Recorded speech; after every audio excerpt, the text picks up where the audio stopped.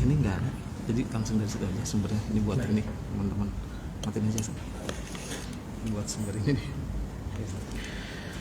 Assalamualaikum warahmatullahi wabarakatuh.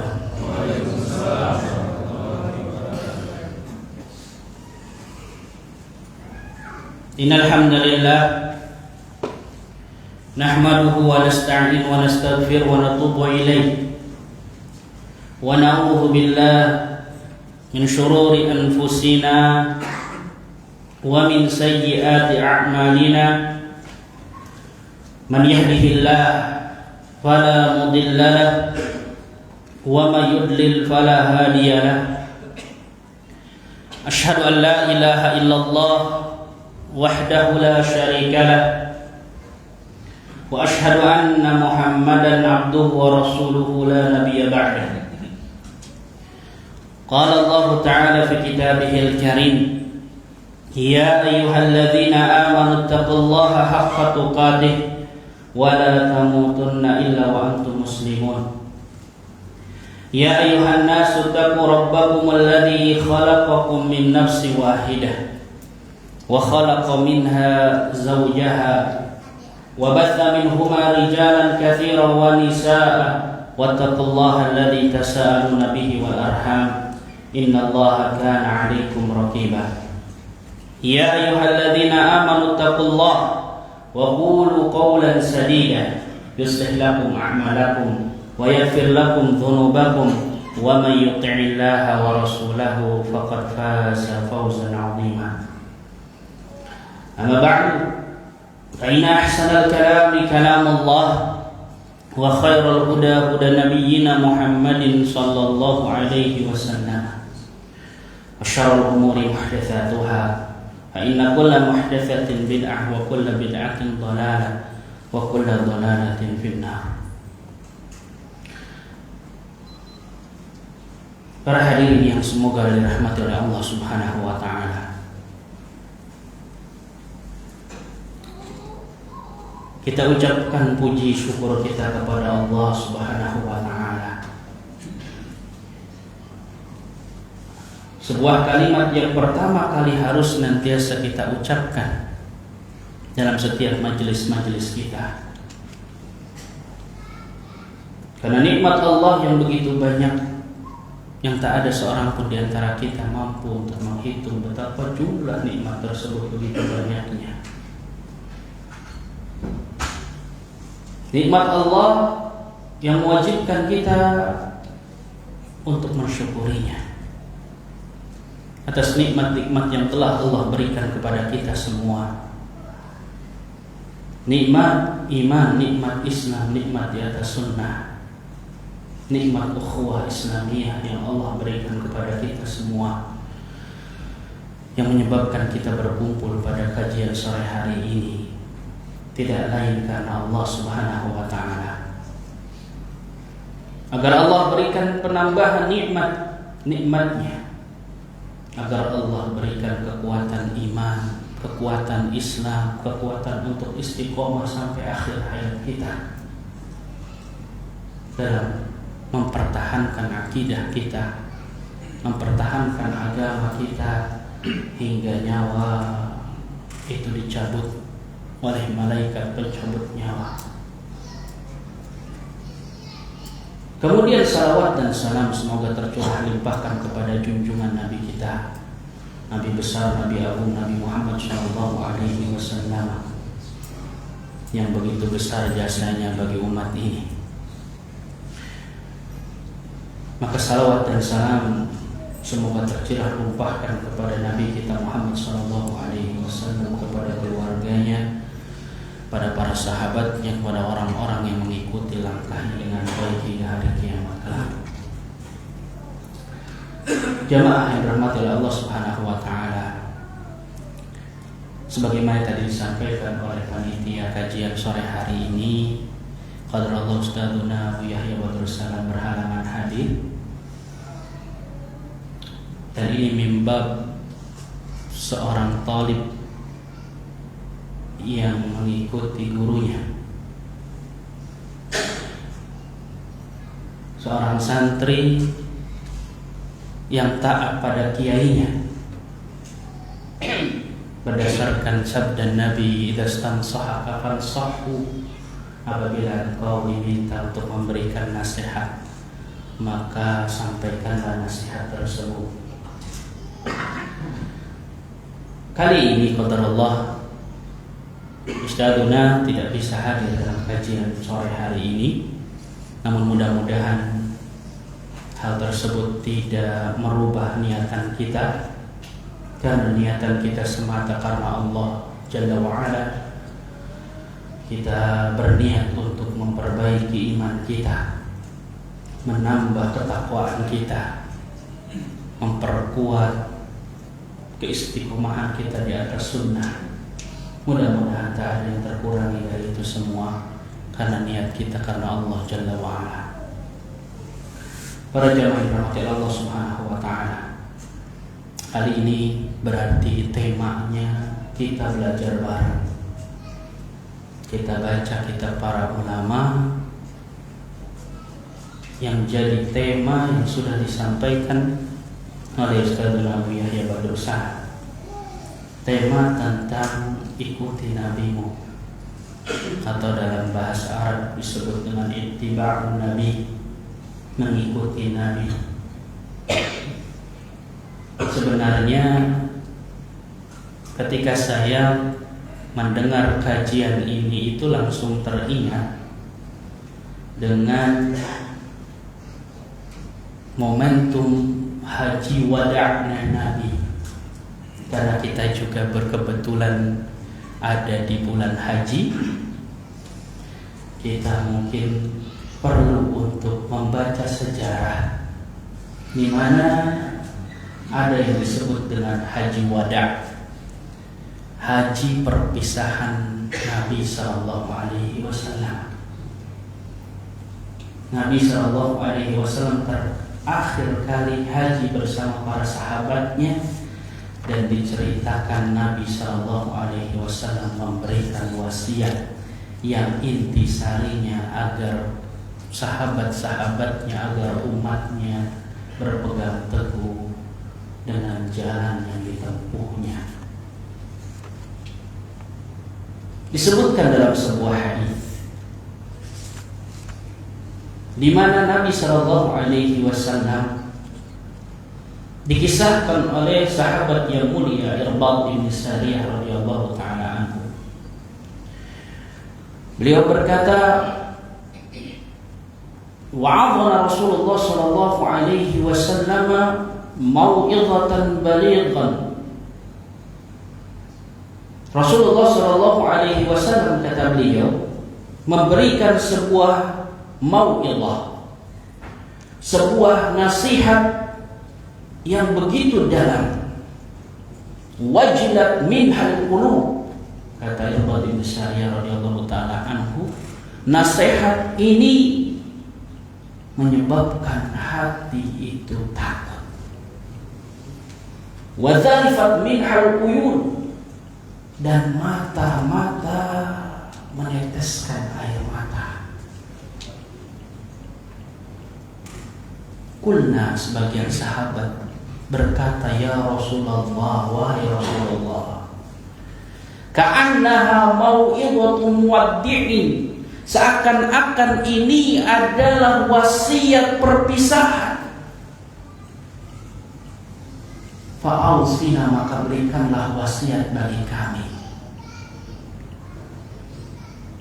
Maka Nabi sallallahu alaihi wasallam bersabda, usikum bitaqwallah was-sam'i wat-tha'ah, wa in ta'mur 'alaikum 'abdun habasyiyyun Fa in ta'mu 'alaikum 'abdun habasyi, kata Nabi sallallahu alaihi wasallam, aku wasiatkan kalian untuk bertakwa kepada Allah, wassam'i wa ta'ah, untuk senantiasa mendengar dan taat.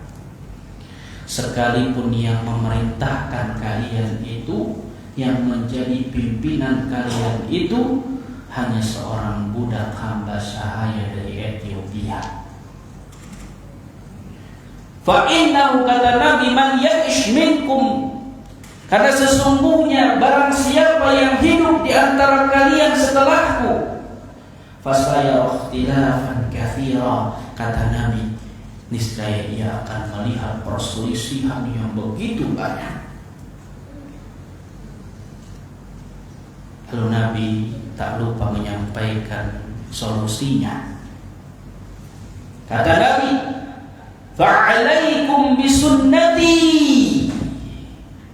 maka wajib bagi kalian untuk berpegang teguh dengan sunnahku, dengan jalanku, wa sunnati khulafa'ir rasyidin al-mahdiyyin, dan berpegang teguh dengan sunnah khulafa'ir rasyidin yang diberikan petunjuk.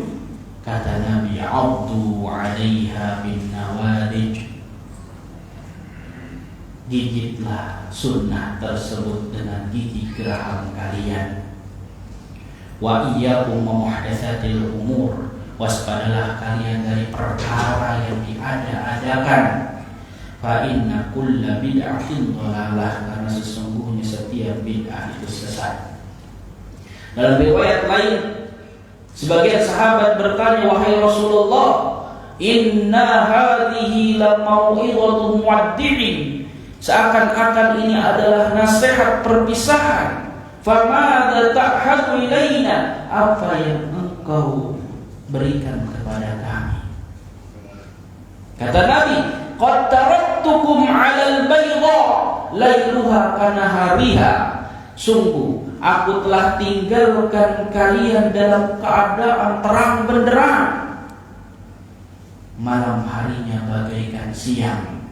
La yazihu anha ba'di illa halik, kata Nabi, tidak ada yang menyimpang dari sunnahku, dari jalanku setelah wafatanku, melainkan ia akan celaka. Man ya'ish minkum fasayara ikhtilafan katsira, barang siapa yang hidup setelahku maka akan melihat perselisihan yang banyak. Fa'alaikum bima 'araftum min sunnati, maka wajib bagi kalian untuk berpegang teguh dengan apa yang kalian tahu tentang sunnahku ini, tentang jalanku ini, dan jalan para khulafa'ur rasyidin al-mahdiyyin, abdu 'alaiha bin nawadij, 'alaikum bit-tha'ah, berpegang teguhlah kalian, gigit sunnah tersebut itu dengan gigi geraham kalian. Wajib bagi kalian untuk senantiasa taat kepada pemimpin, walaupun pemimpin tersebut hanya seorang hamba Ethiopia. Fa innamal mu'minu kal jamalil anibi haitsu ma qila in qada. Jamaah yang dirahmati Allah Subhanahu wa taala, inilah wasiat perpisahan Nabi, wasiat haji Nabi Shallallahu Alaihi Wasallam yang terakhir.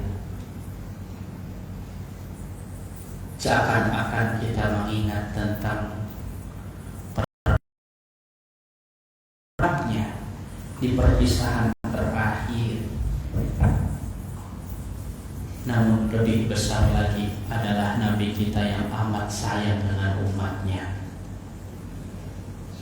memberikan wasiat besar agar kita mengikuti jalan Nabi kita, agar kita berpegang teguh dengan ajaran Nabi kita. Itulah wasiat Rasulullah Sallallahu Alaihi Wasallam. Nabi Sallallahu Alaihi Wasallam memberikan untayan-untayan perpisahan pada sahabatnya, kepada umatnya, yang menjelaskan kepada kita akan arti penting dari semua ajaran Islam ini. Nabi Shallallahu Alaihi Wasallam di perpisahan terakhir ternyata menjelaskan perkara-perkara yang sangat penting, yang termaktub atau dalam arti khulasahnya, ringkasannya adalah kewajiban kita untuk mengikuti Nabi Shallallahu Alaihi Wasallam. Iya, itulah Nabi kita Muhammad Shallallahu Alaihi Wasallam yang menggambarkan betapa cintanya Nabi pada umat ini. Nabi yang tidak berbicara melainkan dari wahyu akan tahu bahwasannya siapa yang hidup nanti setelahku akan melihat perselisihan yang banyak dan terbukti sekarang. Kita saksikan betapa banyaknya perselisihan yang begitu dahsyatnya. Bingung mau pilih yang mana. Masing-masing memiliki pendapatnya, senang dengan kelompoknya. Betul kata Nabi, kita akan melihat perselisihan yang banyak. Itulah Nabi Shallallahu Alaihi Wasallam digambarkan memberikan mau'izah, nasihat yang begitu dalam, nasihat yang begitu merasuki hati-hati para sahabatnya, sehingga disebutkan di situ wajilat minhal qulub, hati-hati itu bergetar, khawatir dan takut. Mata-mata mengeluarkan air mata karena takutnya. Hal itu karena sebab para sahabat adalah orang-orang yang ditunjukkan oleh firman Allah Subhanahu wa taala, innamal mu'minuna alladziina idza dzukirallah wajilat qulubuhum. Karena sesungguhnya hanyalah orang-orang mukmin itulah yang apabila disebutkan nama Allah bergetarlah hati mereka. Hati-hati mereka takut. Itulah para sahabat yang difirmankan oleh Allah Subhanahu wa taala, wa idza sami'u ma unzila ila ar-rasul tara a'yunahum tafidu minad dam'i mimma 'arafu minal haqq. Apabila mereka mendengar apa yang diturunkan pada Rasul, engkau akan melihat air mata itu ada di pipi-pipi mereka. Mata-mata mereka dipenuhi dengan air mata. Kenapa? Mimma 'arafu minal haqq, karena mereka tahu akan kebenaran. Itu yang menyebabkan hati para sahabat ketika mendengarkan nasihat itu bergetar, meneteskan air mata yang menunjukkan betapa lembutnya hati-hati mereka. Nah, kita harus berkaca. Apakah nasihat-nasihat setiap kali kita mendengar nasihat itu menggetarkan dada kita, menyebabkan air mata menetes dengan sendirinya,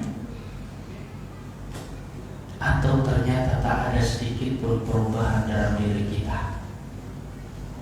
Biasa aja, datang, pelet,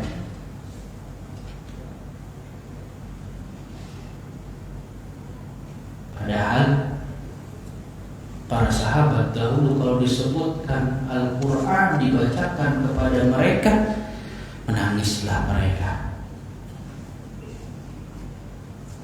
karena bersihnya hati mereka. Maka kalau kita tidak merasakan itu semua, hal itu alamat dari hati kita yang berpenyakit, hati hati kita yang kotor karena sebab dosa-dosa kita. Itulah yang disebut dengan ron, nokta hitam yang ada dalam hati.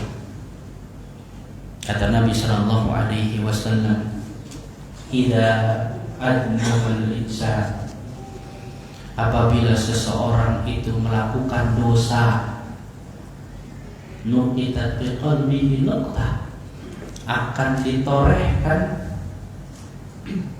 satu titik hitam di hatinya.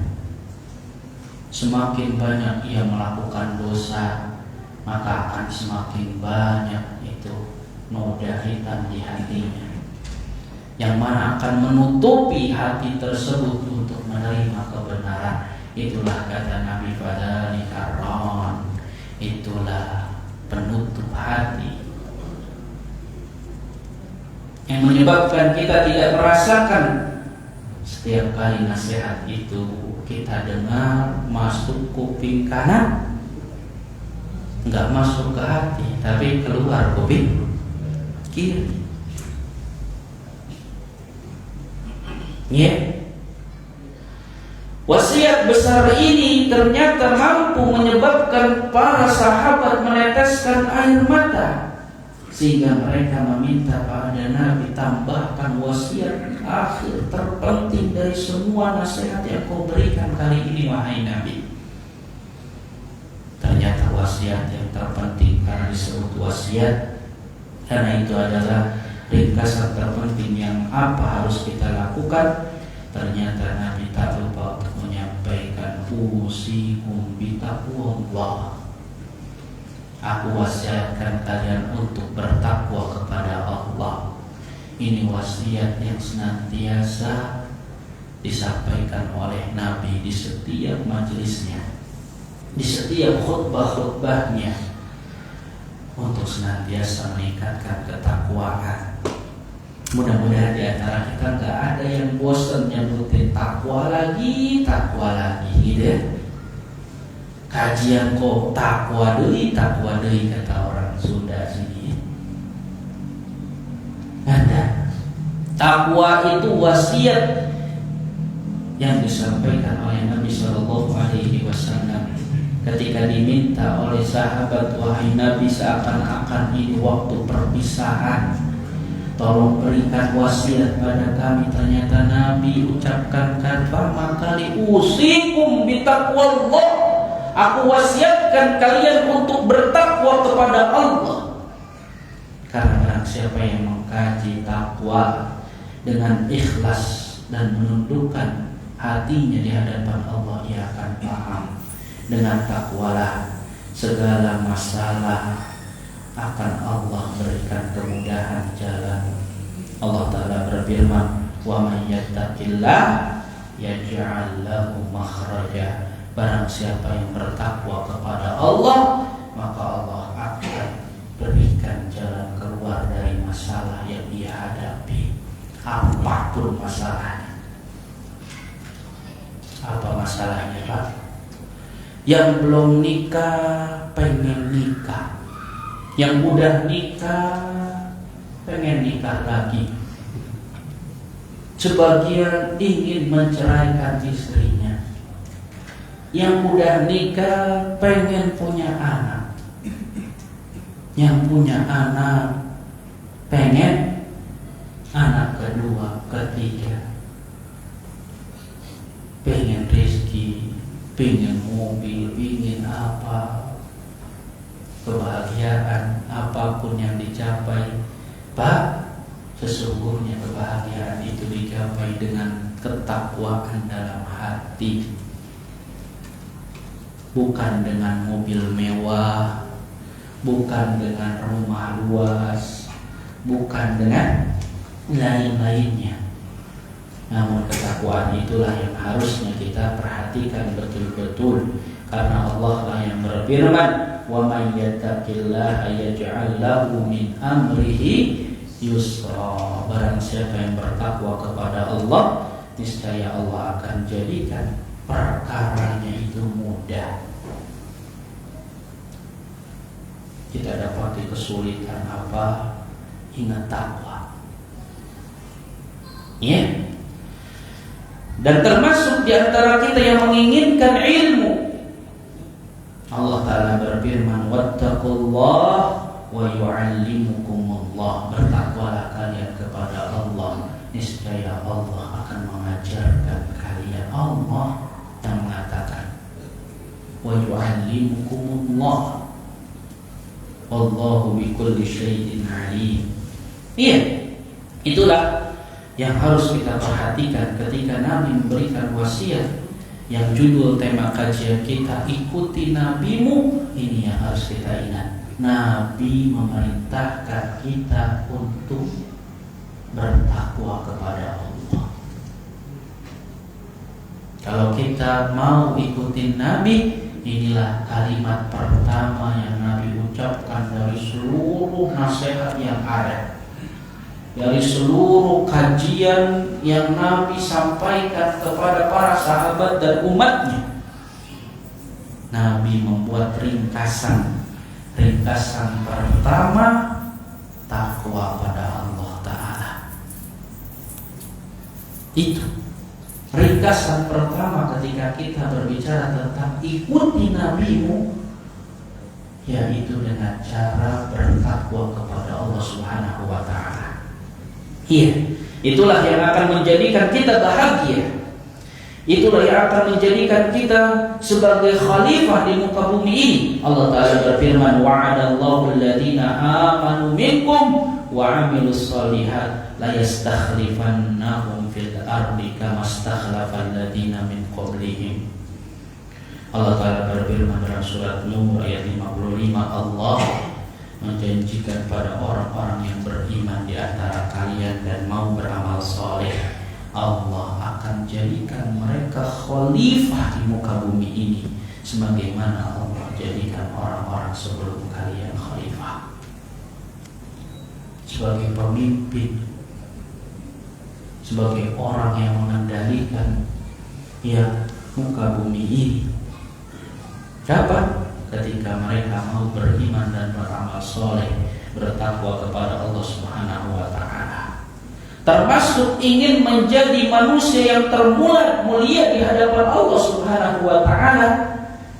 Jangan pikir jauh-jauh, kemuliaan di sisi Allah itu, kata Allah, inna akramakum indallah atqakum. Kata Allah Subhanahu wa Ta'ala, sesungguhnya orang yang paling mulia di antara kalian di sisi Allah adalah yang paling bertakwa. Bukan yang banyak harta, bukan yang berdetail depan belakang atas bawah gitu, bukan yang rumahnya punya di mana-mana, termasuk punya anak di mana-mana. Ya, bukan itu. Di sisi Allah yang paling mulia adalah yang paling bertakwa. Dan Nabi berikan wasiat itu pertama kali ketika diminta untuk memberikan wasiat perpisahan. Itu, ikuti Nabi, yaitu dengan cara meningkatkan ketakwaan kita kepada Allah Subhanahu wa Ta'ala. Jika kita mau hidup bahagia di dunia dan akhirat kita. Iya, jadi jangan bosan-bosan kalau bicara tentang takwa. Itu kalimat yang sering kita dengar, namun sulit dipraktekannya.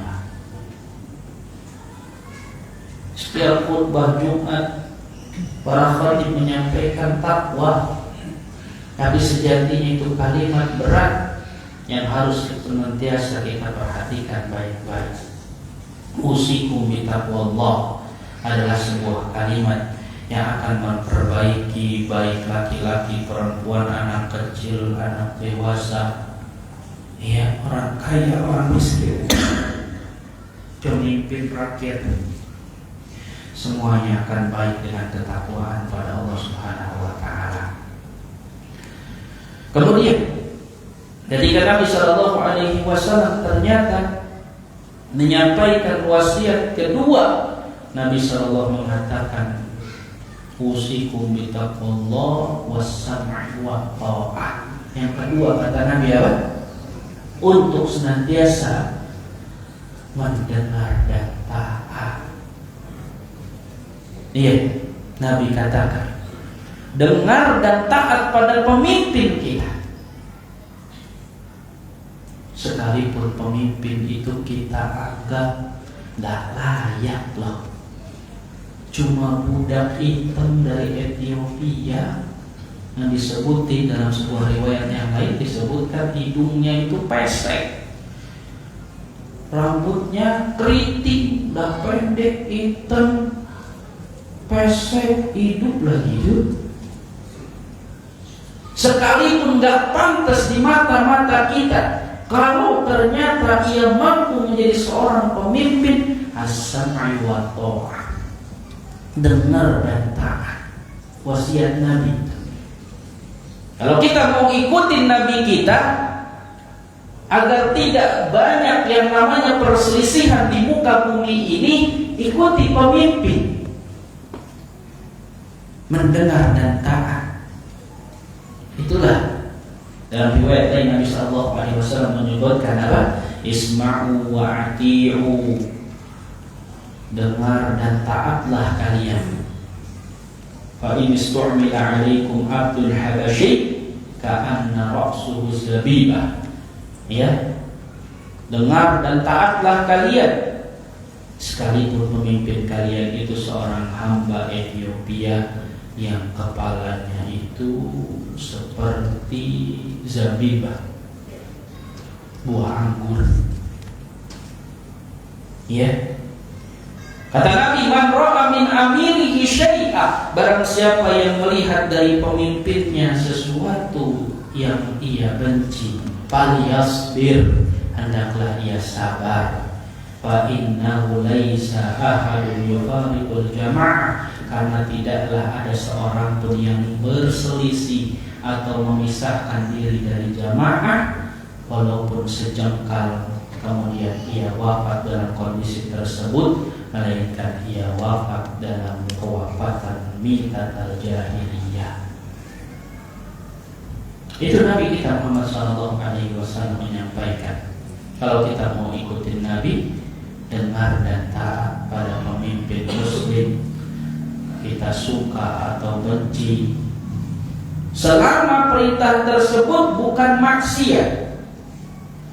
Apabila perintah tersebut maksiat, maka bagi kita tidak boleh mendengar dan tidak boleh mentaatinya. La maksiata, la ta'ata fi maksiatil khaliq, kata Nabi, tidak ada ketaatan dalam memaksiati Allah Subhanahu wa ta'ala. Itu wasiat Nabi. Lalu Nabi menjelaskan alasannya. Alasan kenapa harus demikian, man yara minkum ba'di fasayara ikhtilafan katsira. Kata Nabi, man ya'ish minkum, barang siapa yang hidup di antara kalian itu, maka akan melihat perselisihan yang banyak. Perselisihan ini yang memang sudah menjadi sunatullah. Ya, perselisihan bukan karena sebab kaum muslimin itu minoritas, bukan. Karena Nabi sallallahu alaihi wasallam menyebutkan, yushikul umamu an tada'a alaikum, hampir-hampir umat-umat itu berkumpul berkerumun mengurumuni kalian, sebagaimana tada'al akala, sebagaimana orang-orang yang mau makan itu mengurumuni ya sajian yang ada. Para sahabat berkata, wahai Nabi, apakah saat itu kami itu sedikit sehingga kerumunan-kerumunan itu mengurumuni kami? Kata Nabi, bal antum yawma idzin katsir, tapi kalian sebenarnya pada saat itu banyak. Akan tapi kalian itu kabutha istayin, seperti buih di lautan, nggak ada nilainya, nggak ada pengaruhnya, nggak ada kekuatannya. banyak doang, tapi power nggak punya. Gimana solusinya?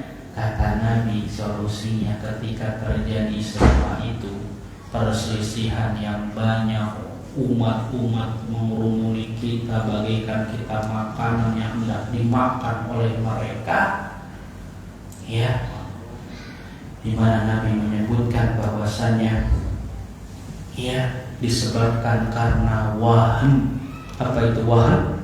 Cinta dunia. Ketika kita melihat ternyata umat Islam itu seperti itu kondisinya, hanya banyak doang jumlahnya, tapi bagaikan buih di lautan, yang mereka itu disebabkan karena cinta dunia, takut mati, dikerumuni oleh umat-umat yang lainnya dari non-muslim. Kata Nabi, pegang erat-erat sunnahku. Solusinya apa?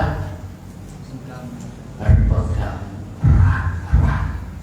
Bahkan Nabi mengungkapkan dengan kalimat alaikum bin zawadi. Gigit, kata Nabi, gigit dengan gigi geram kalian, bukan dengan gigi seri, bukan dengan gigi taring, bukan. Kalau kita mau mempertahankan makanan, ya, yang sedang ditarik, ya, bukan dengan gigi seri kita, tapi dengan gigi apa? Gigi geraham paling ujung kita gigit baik-baik. Seperti itu. Dalam riwayat lain Nabi menyebutkan, pegang erat-erat itu sunnah walaupun ia panas bagaikan bara api. Pegang baik-baik. Ikuti sunnah Nabi. Jangan pikir logika apa-apa, teori-teori barat, timur, ya, apapun itu, yang kita pegang adalah sunnah Nabi kita. Itu Nabi menyampaikan, alaikum bisunnati, wajib bagi kalian untuk berpegang teguh dengan sunnahku. Apa sunnahku? Jalan Nabi SAW. Maksud sunnah itu jalan, sunnah itu thariqah, ya, secara bahasa. Jalan Nabi yang Nabi titi dengan para sahabatnya, itulah yang kita pegang, yang kita pertahankan untuk senantiasa ada di dalam kehidupan kita. Iya, karena kata Nabi SAW, la tazalu ta'ifatun min ummati dhahirina 'alal haqq la yadurruhum man khadalahum hatta ya'tiya amrullah wa hum kadzalika. Kata Nabi, senantiasa ada segolongan dari umatku berpegang teguh dalam kebenaran, tidak akan mencederai mereka, memudaratkan mereka orang-orang yang mencela mereka, hingga akan datang nanti amrullah, yaitu hari kiamat, sementara mereka tetap berpegang dengan kebenaran tersebut.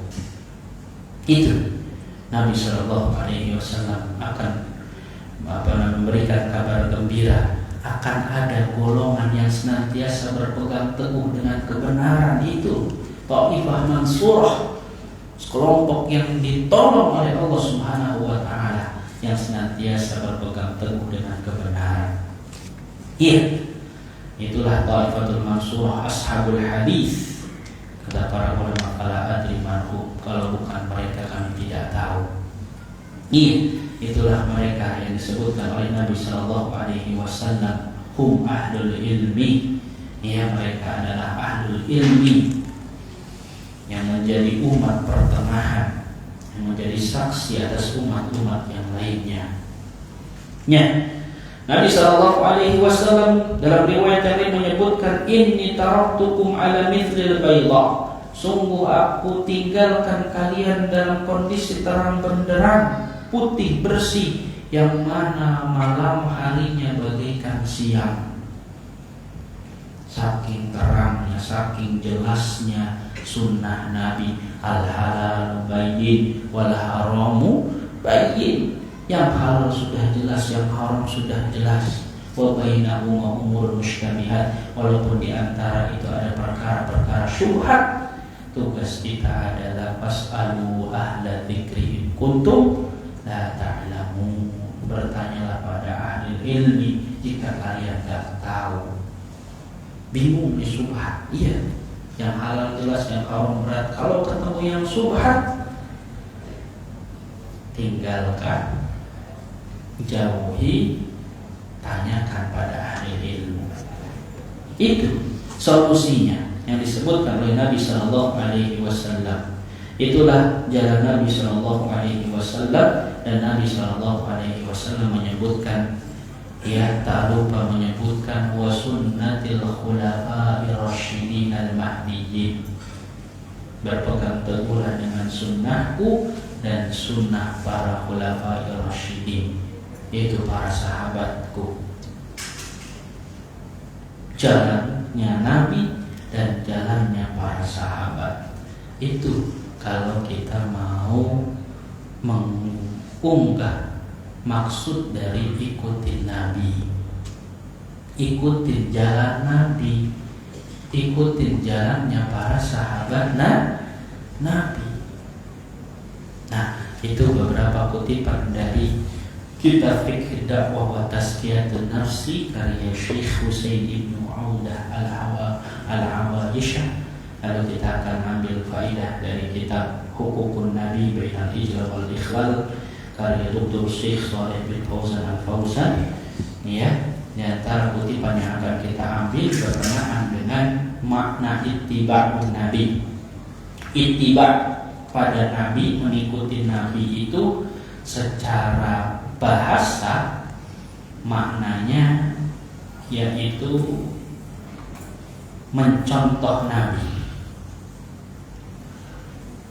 mengikuti, meneladani Nabi. Itu secara bahasa kata ittiba, artinya iktida, menjadikan Nabi itu qudwah. Kalau secara syariat yang dimaksudkan dengan mengikuti Nabi yaitu menjadikan Nabi suri tauladan kita, contoh nyata kehidupan untuk berakidah, berucap, beramal, bahkan dalam perkara meninggalkan sesuatu sebagaimana yang dilakukan oleh Nabi Sallallahu Alaihi Wasallam. Nah, itu secara syariat. Dalam hal ini Syekh Fauzan menyebutkan tentang apa sih hal-hal yang menjadikan keutamaan bagi mereka yang mengikuti Nabi Sallallahu Alaihi Wasallam.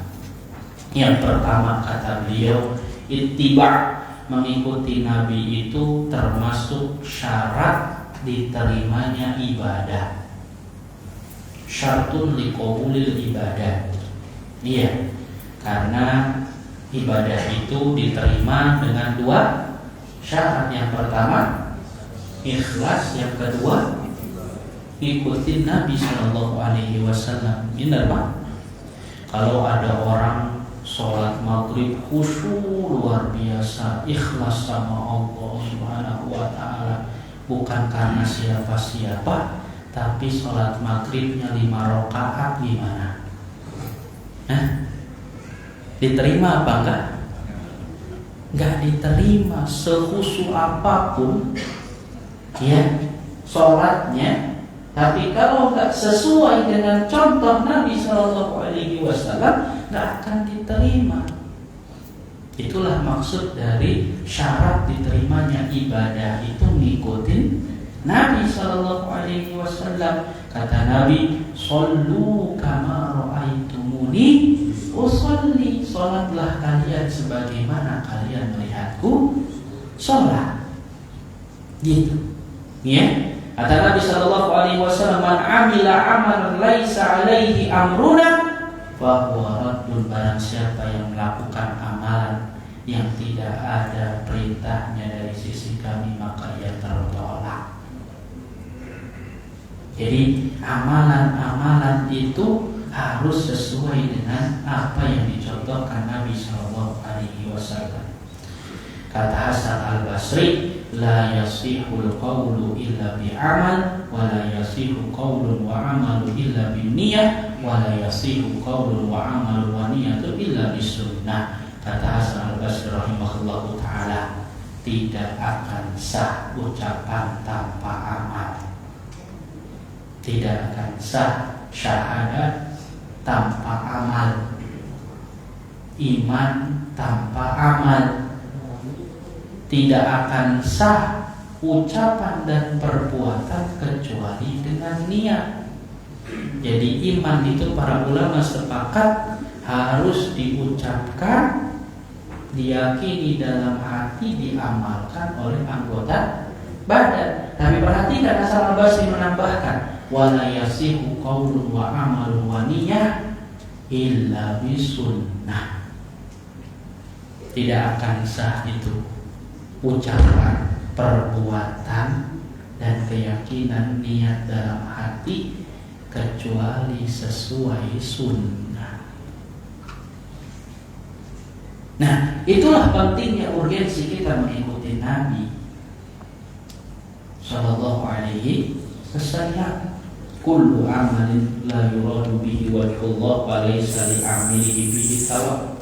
Kata Ibnu Rajab rahimahullahu taala, setiap amalan yang tidak dimaksudkan dengan amal tersebut wajah Allah, maka tidak akan mendapatkan pahala pelakunya.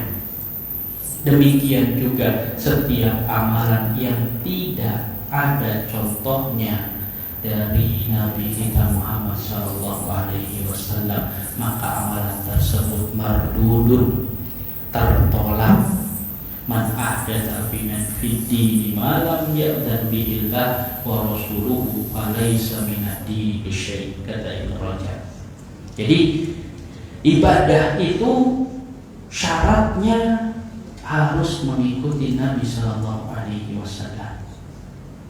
Itu manfaat kita mengikuti Nabi, diterimanya amalan ibadah kita. Yang kedua, kata Syekh, manfaat kita mengikuti Nabi itu adalah salah satu dari pokok Islam. Iya, maksudnya sebagaimana tadi dijelaskan, ikhlas dalam beribadah kepada Allah Subhanahu wa taala itu adalah hakikat iman seorang hamba. Syahadat la ilaha illallah itu syahadat, sekalipun orang mengucapkannya berulang-ulang, asyhadu alla ilaha illallah, tapi enggak mau mengucapkan wa asyhadu anna muhammadan rasulullah, enggak akan diterima keislamannya, Pak. Karena asas Islam itu ada dua pokok, asyhadu alla ilaha illallah wa anna muhammadan Rasulullah. Jadi mengikuti Nabi berarti kita sudah melengkapi dua asas dalam Islam tadi. Ya, orang-orang jahiliyah dahulu jangan disangka nggak kenal sama Allah. Ya, namanya ayahnya Nabi siapa? Abdullah. Abdullah artinya apa? Hamba Allah. Bukan mana lahirnya ayah Nabi sama Nabi? Ya ayahnya lagi kan, Pak? Juga sepakat, anak STK juga tahu Ustaz, gitu. Ayahnya dua ayahnya gitu. Berarti orang-orang Arab jahiliyah dahulu tahu akan Allah Subhanahu wa taala, betul? Betul. Silakan buka kitab Kasyfus Syubhat. Ya. Namun tidak akan sempurna pengetahuan atau keyakinan seseorang bahwasannya Rabbnya itu Allah sampai ia mengakui kenabian Rasul kita Muhammad sallallahu alaihi wasallam. Gitu. Kata Nabi, kalau seandainya ada umat Nabi Musa yang masih hidup, gitu, kemudian dia enggan mengikuti jalanku, nah yang seperti itu wajib bagi dia untuk mengikuti jalan Nabi Sallallahu Alaihi Wasallam. Ya, jadi itulah mengikuti Nabi adalah pokok, salah satu dari pokok Islam, yaitu syahadat. Yang kedua, asyhadu anna ilaha illallah wa asyhadu anna muhammadar rasulullah. Kalau kita baca surat Al-Kahfi, faman kana yarju liqa'a rabbih falyamal amalan shalihan wa la yusyrik bi ibadati rabbih ahada. Kalau kita mau merenungkan ayat tersebut, para ulama menjelaskan falyamal amalan shalihan maksudnya amal yang sesuai dengan tuntunan Nabi. Itu. Lalu wala yusyrik bi ibadati rabbih ahada, itu ikhlas karena Allah Subhanahu wa taala semata dalam beribadah. Itu. Lalu manfaat mengikuti Nabi sallallahu alaihi wasallam adalah sebab agar seseorang bisa masuk surga. Kata Nabi sallallahu alaihi wasallam, kullu ummati yadkhulunal jannah. Setiap umatku itu pasti masuk surga, illa man abah, kata Nabi, kecuali yang enggan. Seluruh umat Nabi masuk mana? Surga, dikecualikan siapa?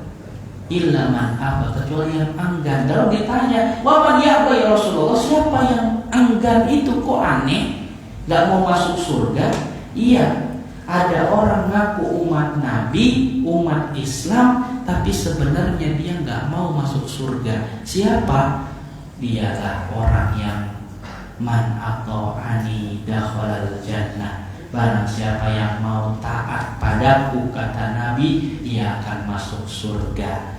Namun waman asani, namun barang siapa yang durhaka kepadaku, memaksiatiku, menyimpang dari jalanku, itulah yang dimaksud dengan orang yang enggan.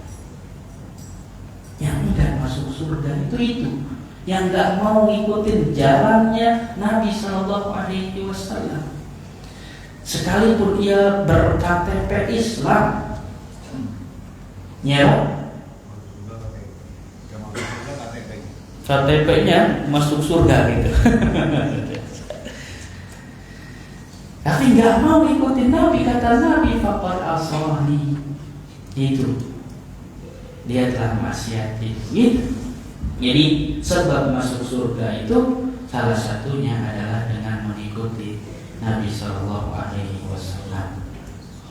Ketika Ibnu Abbas membaca firman Allah, yauma tabyaddu wujuh wa taswaddu wujuh, Ibnu Abbas memberikan penjelasan dalam tafsirnya, fa'ammal ladzina yabyaddu wujuhuhum, adapun orang-orang yang wajahnya itu putih bersih, mereka lah ahlus sunnah wal jamaah wa ulul ilmi.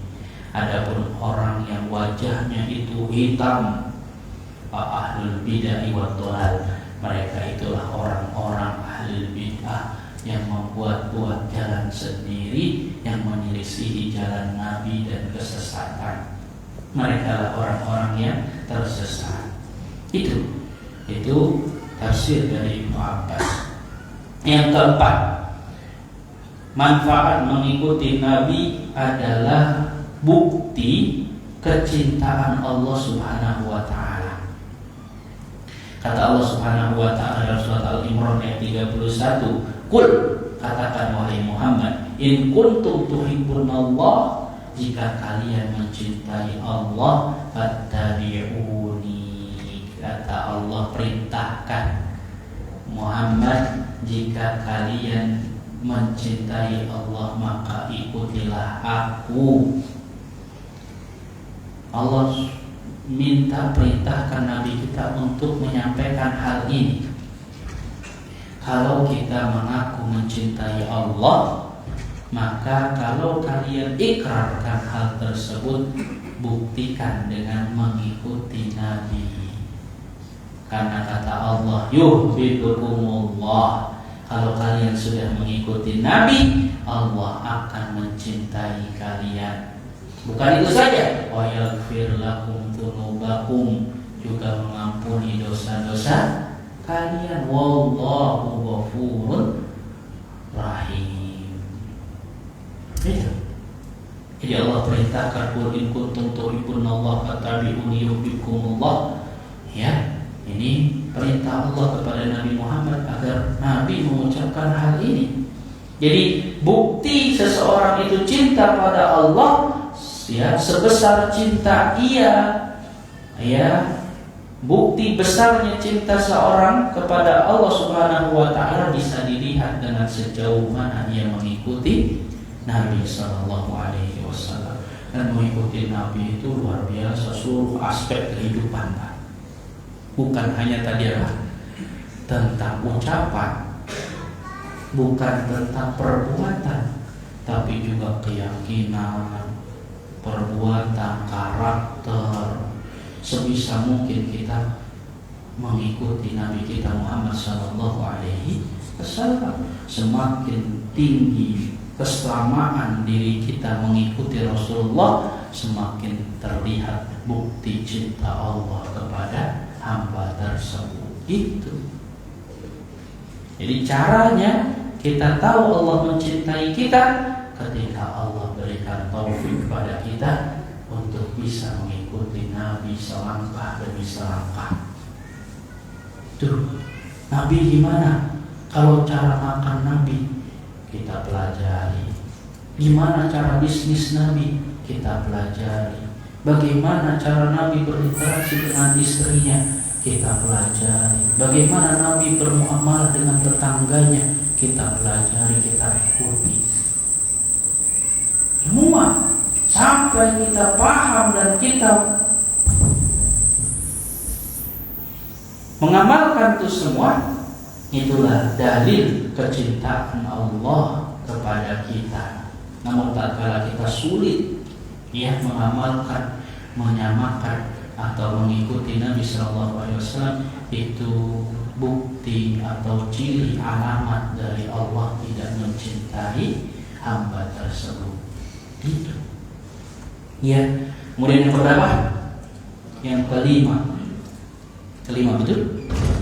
Ittiba itu jalan untuk bisa menghasilkan kecintaan Rasulullah SAW.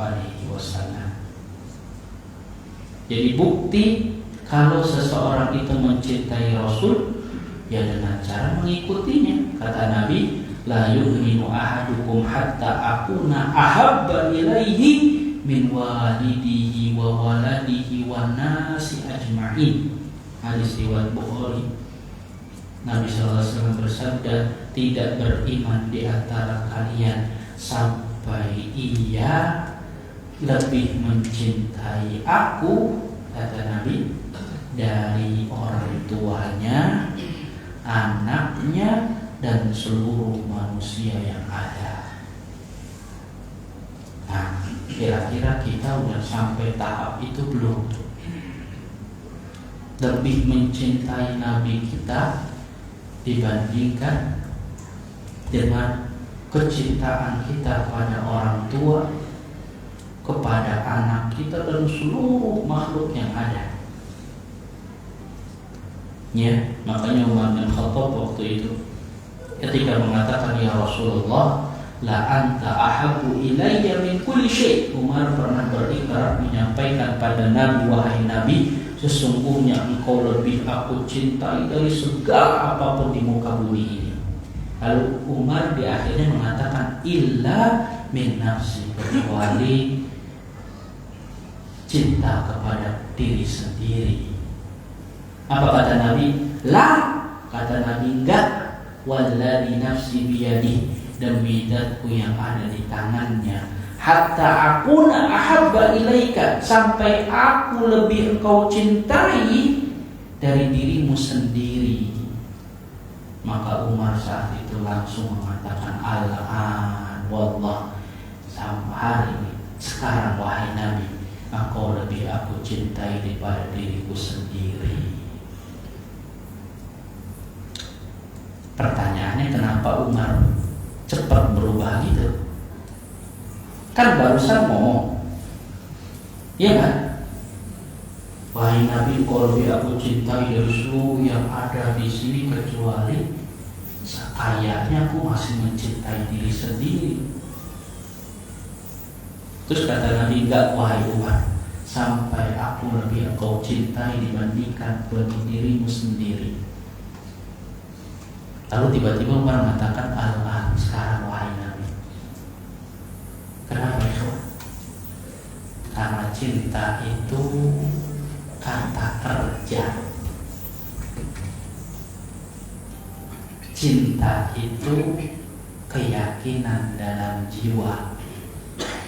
Saya meyakini dan meniatkan diri ini untuk saat ini juga mengikrarkan diri lebih mencintai Nabi kita Muhammad Sallallahu Alaihi Wasallam. Artinya, kalau lapar sedikit, kalau ada kajian tentang Nabi, kita lebih dahulukan mana? Dahulukan kajian Nabi. Kalau ada sabda-sabda Nabi dibacakan pada kita, milih lembur apa ikut kajian? Jangan toel-toel, Pak. Kira-kira pilih mana? Ya, ikuti sabda Nabi atau dimarahin sama bos kita? Ikuti jalan Nabi atau saya harus keluar perusahaan yang ada? Itu. Kalau diri kita masih mikir-mikir, di mana ini? Itu masih mencintai diri sendiri. Umar saat tahu hal itu langsung alkan wahai Nabi, sekarang saat ini engkau lebih aku cintai dibandingkan diri sendiri. Itu berat Pak itu Pak. Mencintai diri sendiri itu luar biasa. Ya, kalau di akhirat nanti bukti kita mencintai diri kita sendiri gimana? Kita rela untuk mengorbankan apa? Anak istri kita. Saya jangan masuk neraka ya Allah.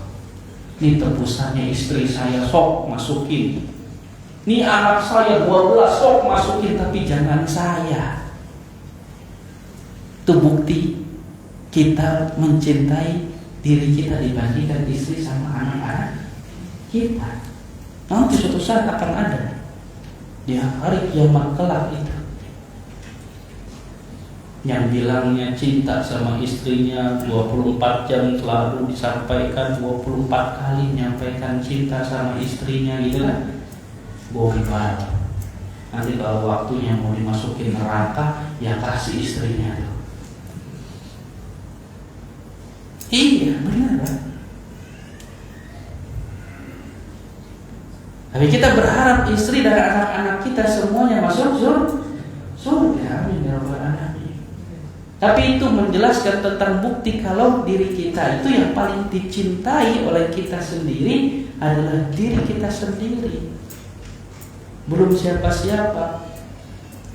Tapi sampai kita bisa pada tahap di mana Rasulullah lebih kita cintai dibandingkan dengan diri sendiri, itu yang dimaksudkan mengikuti Nabi kita. Ya, caranya gimana? Tadi ikuti Nabi itu akan menghasilkan pada tahap kecintaan kita pada Rasulullah SAW. Makanya yang dimaksudkan Umar al-an ikrar beliau, apapun itu, kalau itu sahih datang darimu wahai Nabi, aku akan lakukan dan aku akan praktekkan. Gitu. Jadi sunnah Nabi yang kita pelajari kalau kita nanti ngaji sama Ustaz Badru gitu kan, beliau suka bacain hadis, kata Rasul lakukan ini, jauhi ini, Nabi seperti ini, kalau misalnya bermuamalah lakukan. Itu Pak. Nabi menyampaikan kalau makan itu sudah makan jangan dulu dicuci, jangan dulu dibersihkan, tapi ngapain?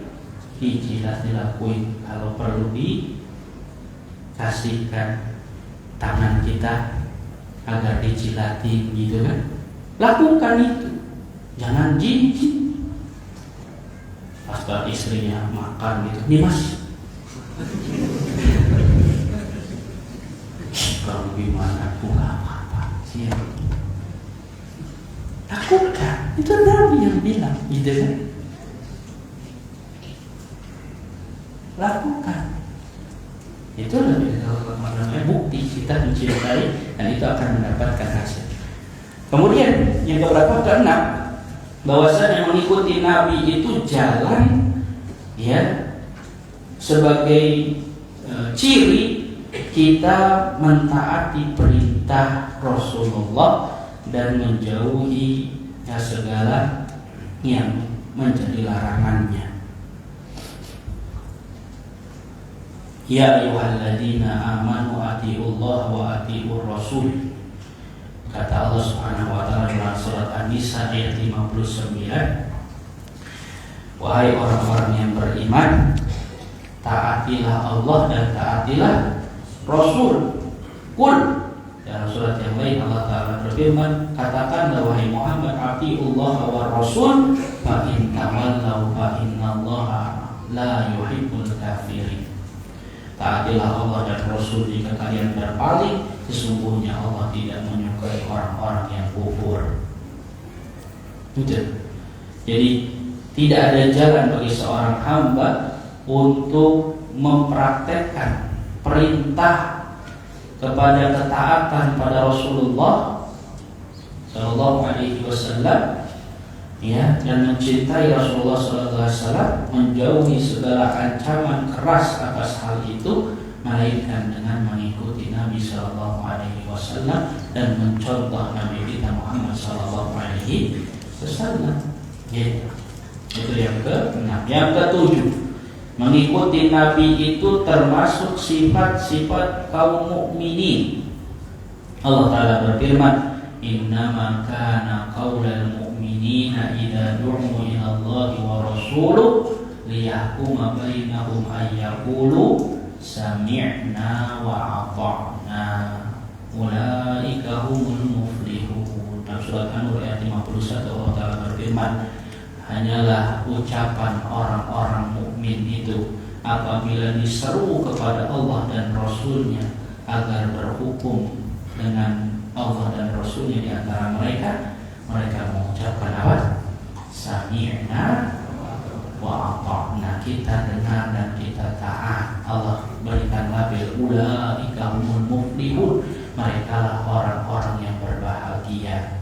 Wa may yuti'illaha wa rasulahu wa yakhshallaha wa yattaqi wa ulaika humul faizun.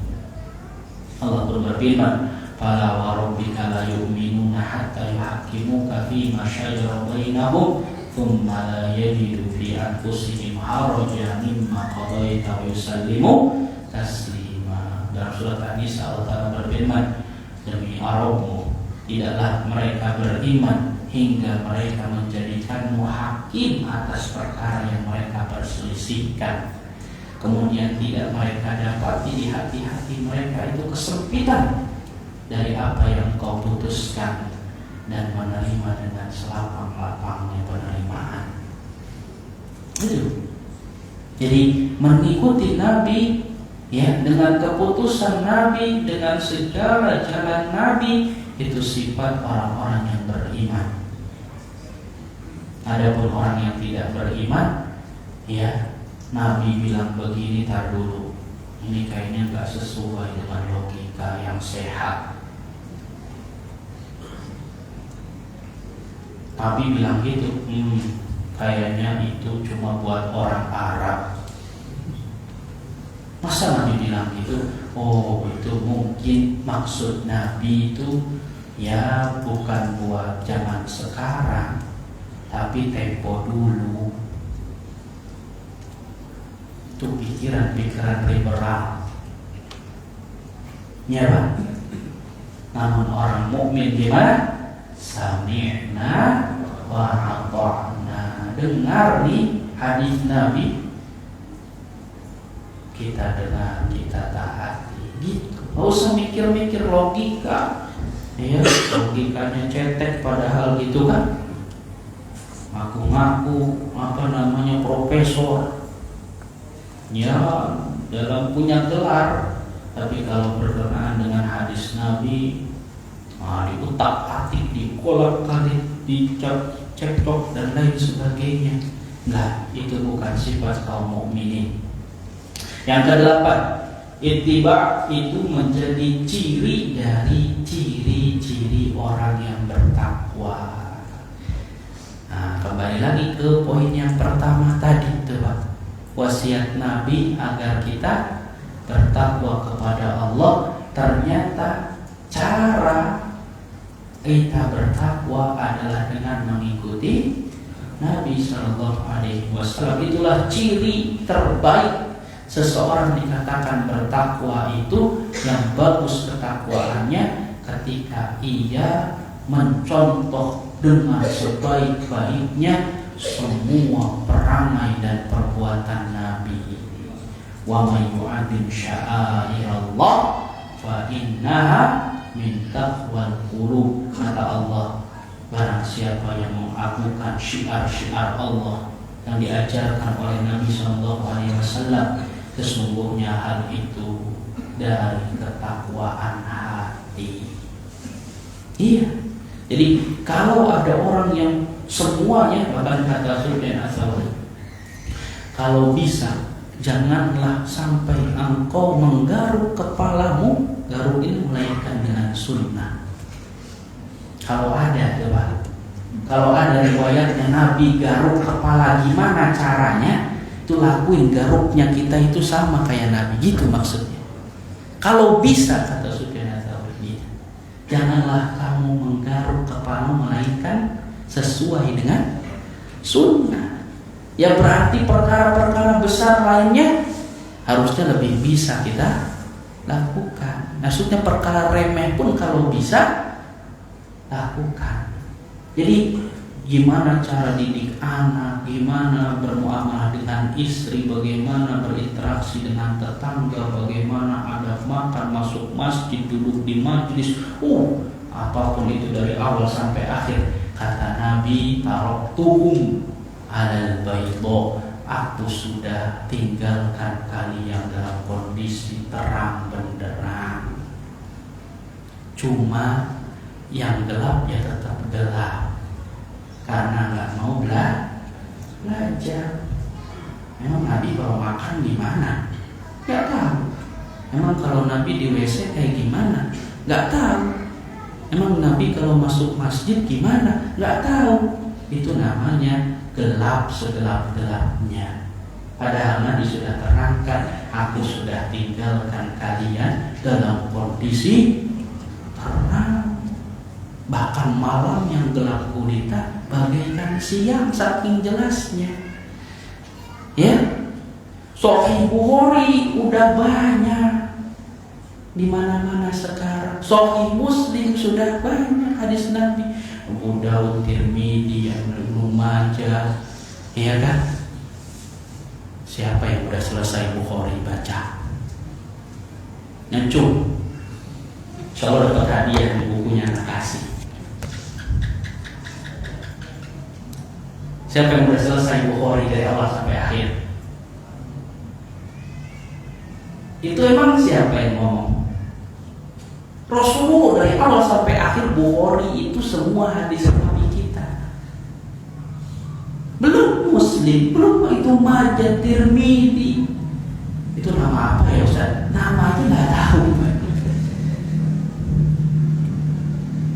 Ya jadi terang benderang itu kalau kita sudah pelajari itu semua hadis Nabi. Kalau gelap ya gelap gitu kan.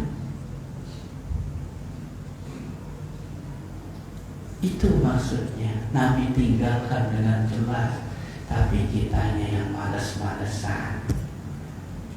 Kalau datang ke majelis ilmu, datang sambil ngobrol, sambil senderan, sambil tiduran. Iya. Gimana? enggak, baca hadis enggak, nyatet enggak, nyampe kuping kiri keluar kuping kanan, nyampe sampai rumah ditanya sama istrinya ngaji apa bi, seru pokoknya. Apa bi? Udah pokoknya bagus.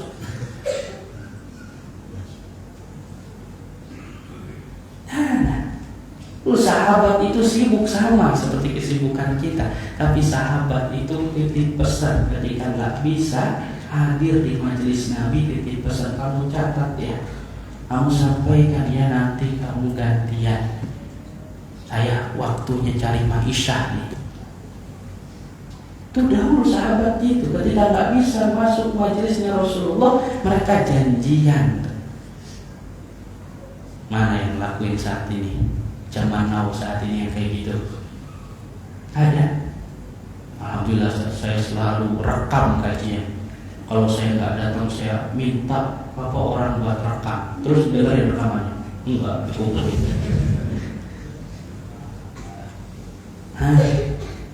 Allah Ta'ala gitu ya.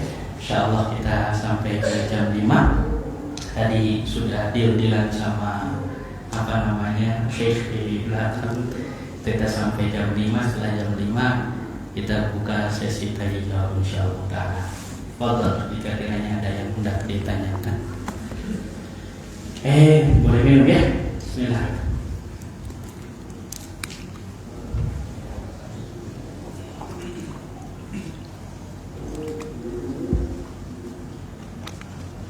Nggak ada? Kita cukupkan berarti di sini.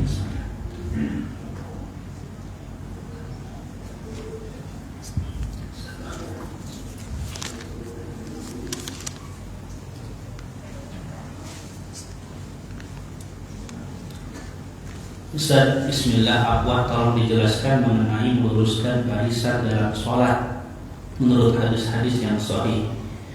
Nah, berkenaan dengan meluruskan barisan dalam sholat banyak hadisnya. Nabi senantiasa membalikan badannya ketika hendak mengimami sahabat-sahabatnya.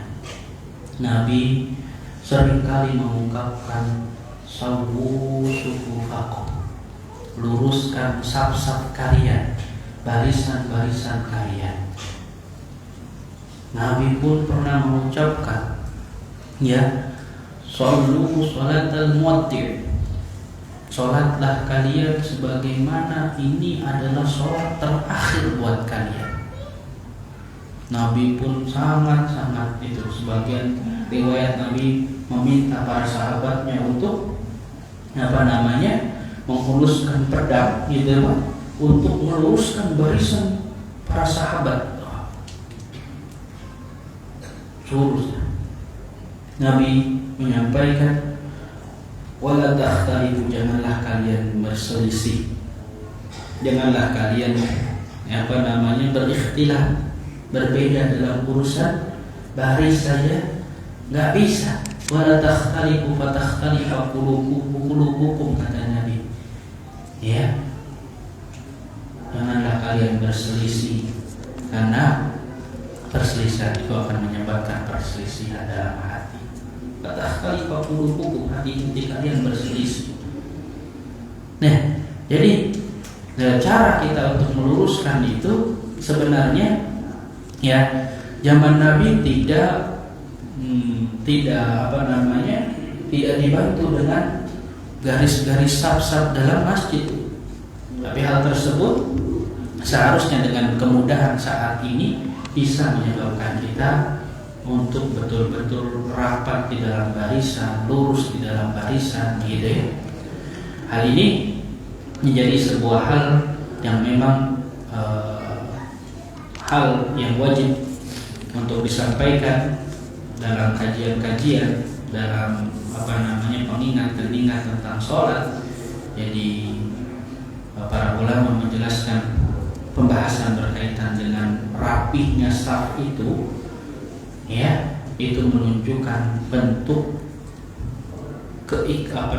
kebersamaan yang solid dari jamaah kaum muslimin. Lihat, 5 kali kita diminta untuk baris, dengan barisan yang rapi, mana agama mana yang mengajarkan hal demikian selain Islam?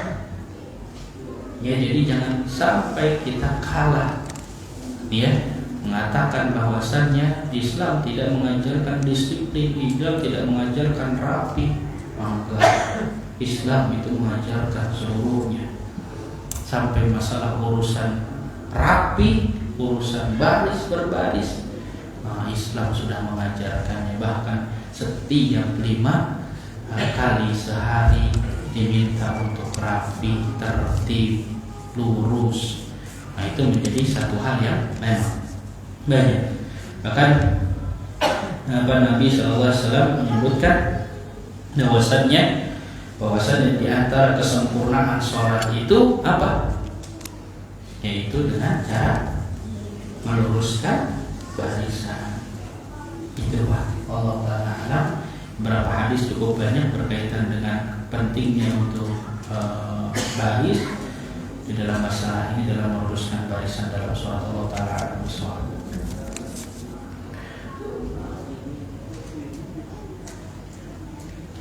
Assalamualaikum Ustaz, bagaimana sikap kita bila ada orang yang menghina Nabi kita? Cukupkah dengan rasa benci di hati saja?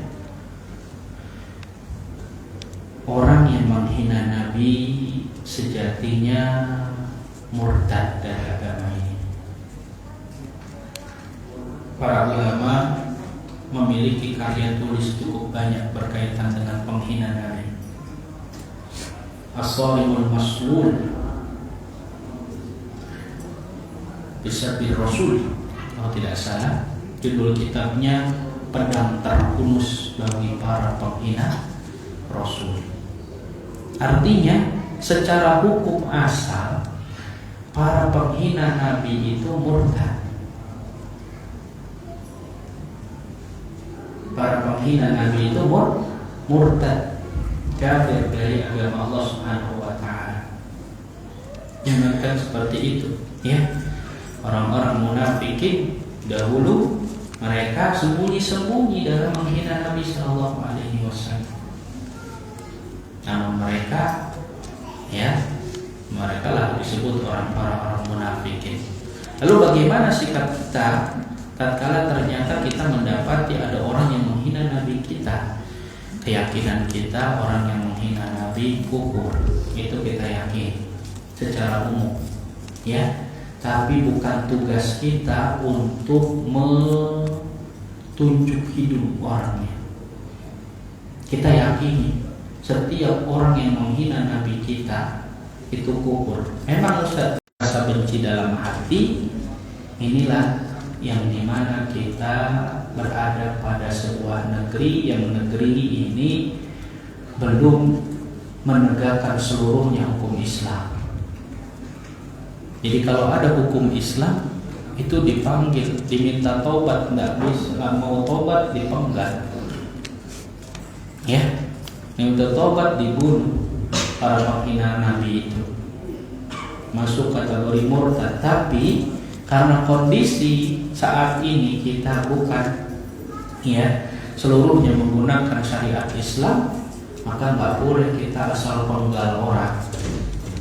Sebagaimana kita belum bisa menegakkan hukum had yang lainnya, seperti orang yang mencuri tidak bisa kita potong tangan, orang yang berzina tidak bisa kita rajam, orang yang membunuh tidak bisa kita kisos, ya, karena yang menegakkan hukum itu adalah pemimpin.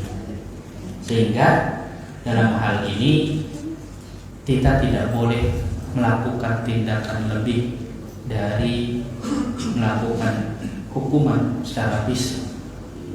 Ya, tugas kita adalah membencinya, lalu tugas kita adalah membela Nabi SAW dengan lisan kita dan tulisan kita.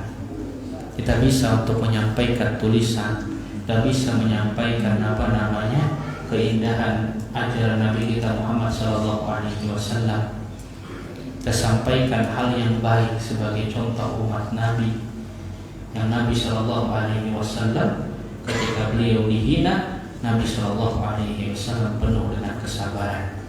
Nabi Shallallahu Alaihi Wasallam orang yang maha lembut, ya, namun juga seorang yang pemberani. Jadi kita pun mencontoh Nabi dalam hal ini. Ya, kita tidak gegabah dengan asal semangat begitu membela Nabi, ternyata tidak memahami rambu-rambu yang ada, termasuk padanya rambu-rambu di mana kita tidak bisa melanggarkan hukum-hukum Allah selama hal tersebut tidak dijadikan dasar hukum dalam sebuah negara kita. Ya, jadi tugas kita membela Nabi dengan lisan kita, meyakini, membenci dengan hati kita setiap para pelaku yang menghina Nabi kita yang termulia alaihi salam. Kemudian, Ustaz, bagaimana sikap kita terhadap perusahaan kita bekerja dan di mana perusahaan kita bekerja mendukung kemaksiatan? Apakah dengan selemah-lemahnya iman kita hanya menentang dalam hati karena belum dapat pekerjaan baru, atau kita keluar dari pekerjaan tersebut? Perusahaan Perancis yang mendukung LGBT saat ini, Rasulullah SAW. Iya. Pertama, berkaitan dengan kita berada pada perusahaan seperti apa. Kalau kita tahu perusahaan itu bergerak pada yang halal, secara hukum asal kita tidak mengapa berada pada perusahaan tersebut. Tapi kalau jelas-jelas perusahaan tersebut bergerak pada sesuatu yang haram, upayakan kita keluar dari perusahaan tersebut. Kenapa?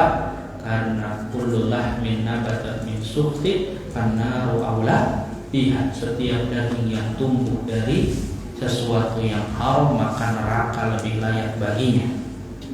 Maka kalau perusahaan tersebut perusahaan yang bergerak dalam bidang yang halal, maka bagi kita bisa untuk bertahan pada perusahaan tersebut. Bagaimana dengan kondisi perusahaan yang mendukung kemaksiatan? Nah, ini beda kasusnya. Kalau tadi sumber penghasilan kita itu dari halal apa haram, gitu ya. Ketika kita paham ini sumber yang halal, maka kita pertahankan masih bisa. Lalu bagaimana dengan sikap? Ini sama seperti kita menyikapi orang, gitu ya. Menyikapi orang sama kita menyikapi perusahaan.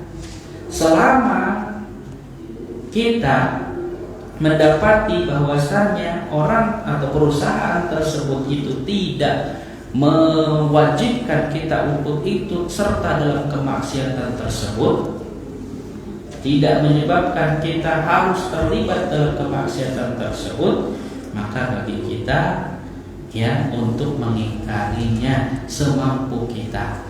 Man ra'a minkum munkaran falyughayyirhu biyadihi. Kalau kita punya jabatan tinggi, wewenang dan dianggap ucapannya kita sampaikan. Dalam syariat Islam hal ini terlarang. Kalau kita mampu untuk dengan tangan kita, karena kita misalnya komisaris atau manajer besar atau pemegang saham tertinggi dalam perusahaan tersebut misalnya, maka kita rubah kemungkaran tersebut dengan tangan kita.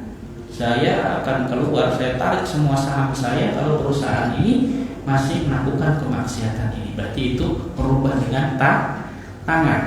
Tapi kata Nabi, fa'in lam yastati', tapi kalau nggak bisa merubah dengan tangan, gitu ya, dia bukan pemilik saham terbesar, dia cuma manajer biasa, masih banyak petinggi-petinggi yang lainnya, maka fal yughayyiru bilisani, maka ia sampaikan dengan lisan pengingkarannya tersebut. Tapi kalau nggak bisa, kata Nabi, maka diingkari dengan hati, dan itu selemah-lemahnya iman. Maka dalam hal ini kita ingkari dalam hati kita. Kalau kita bisa menyampaikan, kita sampaikan kepada orang-orang yang masih bisa kita dakwahi, itu kesesatan, itu sebuah kesalahan. Tapi masalah keluar dari perusahaan tersebut, apalagi belum punya pekerjaan yang lain, maka dalam hal ini tidak wajib untuk keluar. Gitu. Kita ingkari sesuai dengan kemampuan kita. Allah Ta'ala. Nah, ini dari akhwat ada. Assalamualaikum. Waalaikumsalam warahmatullahi wabarakatuh. Terkait wasiat Nabi SAW tentang Ahlul Bait, bagaimanakah kita melaksanakannya secara tepat dan siapakah yang termasuk Ahlul Bait? Kata Nabi SAW, Ahlul Baitku itu ya yang dimaksud dengan Ahlul Bait adalah keluarga Nabi. Berarti setiap dari, kalau zaman sekarang, keturunan Nabi SAW itu Ahlul Bait. Nah, apakah betul memang ada Ahlul Bait? Kita yakini ya, bisa jadi memang ada keturunan Nabi SAW. Tugas kita memuliakan mereka, namun sesuai dengan prioritasnya, sesuai dengan kadarnya. Karena yang dilihat itu bukan keturunan Nabi atau bukan, tapi siapa yang paling bertakwa. Kita hormati Ahlul Bait, habaib, ya. Kita hargai dan kita sanjung sebagai keturunan Nabi, karena memang mereka punya hak sebagai Ahlul Bait. Tidak mengapa kita lakukan hal seperti itu, tapi tidak berlebihan. Ya, kita hormati keturunan Nabi sesuai dengan kadar ketakwaan, sesuai dengan kadar keimanan. Kita hormati kelebihan yang ada sebagai keturunan Nabi, jangan celah, jangan hina, jangan pecahkan, namun kita hargai. Namun di dalam hati kita yakin, seyakin-yakinnya tidak ada yang namanya keturunan Nabi pasti semuanya masuk surga. Nabi pernah mengatakan, kalau seandainya putriku Fatimah itu anak kesayangan Nabi, dia mencuri, niscaya aku akan potong tangannya.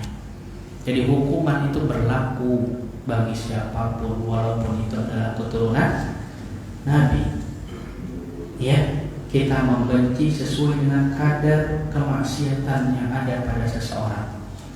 Yang kita benci adalah kemaksiatannya, bukan orangnya. Siapapun, keturunan Nabi ataupun bukan keturunan Nabi, yang kita benci kemaksiatannya. Ya, jadi kita nggak boleh melihat orang gitu, apalagi sudah ngaji. Ini wasiat benar ya.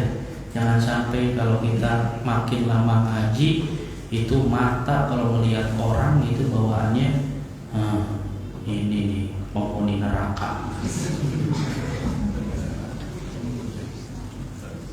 Ya seperti itu. Justru semakin lama ngaji, semakin tawadu, semakin kita selalu merasa orang lain jauh lebih baik dibandingkan kita.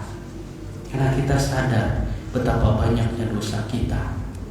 Kalau sampai ngaji itu sampai seperti itu, apalagi ini sampai momentum umahat begitu ya, jangan ngelihat ada akhwat masih pakai kerudung mini gitu kan, datang ke kajian, apalagi di kajian tersebut sudah terkotak-kotak gitu ya, ada umahat senior, ada umahat junior, ada umahat remaja misalnya. Enggak seperti itu ajaran Nabi kita Muhammad SAW. Justru ketika ada wanita yang baru ngaji, justru kita harus rangkul, kita harus ta'liful qulubnya, lembutkan hatinya, merasa menjadi seseorang yang dihargai, dicintai. Jangan dilihatin dari atas sampai bawah gitu kan. Oh ini nih yang disebutkan Nabi, kasiyatun ariyatun, dia berpakaian tapi telanjang. Inilah para penghuni neraka.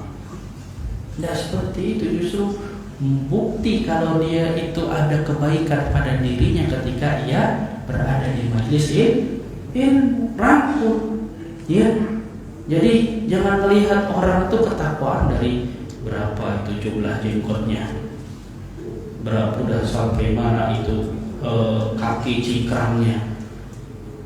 Kalau makin tinggi berarti makin salafi, makin takwa. Kalau jenggotnya masih selembar-selembar, itu mah cetek ilmunya.